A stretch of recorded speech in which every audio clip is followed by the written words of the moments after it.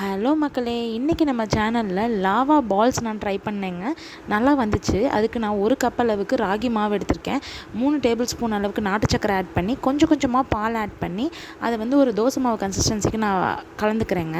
நான் ஒரு 100 ml அளவுக்கு பால் எடுத்து அதில் ஆட் பண்ணேன். கொஞ்சம் கொஞ்சமாக கலங்க, அப்போ தான் கெட்டி இல்லாமல் நம்ம கலக்க முடியும்.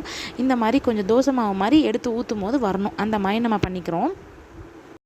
இப்போ இதில் 1 பிஞ்ச் அளவுக்கு பேக்கிங் சோடா, கொஞ்சமாக உப்பு, கொஞ்சமாக பேக்கிங் பவுடர், இது 3மே கலந்து நல்லா கலந்து விட்டுடுறேன்.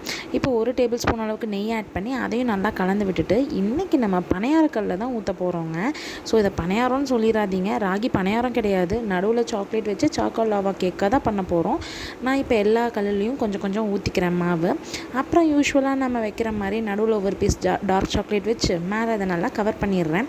கவர் பண்ணிவிட்டு ஒரு 2 மினிட்ஸ் அதை விட்டுடலாம். அதுக்கப்புறமேட்டு அதை திருப்பி போடலாம். திருப்பி போட்டு 2 சைடும் நல்லா ப்ரௌன் ஆனதுக்கப்புறம் நம்ம அதை எடுத்துடலாம். எனக்கு ராகி மாவில் பண்ணியிருக்கனால ரொம்ப டார்க்காக தான் வந்திருக்கு.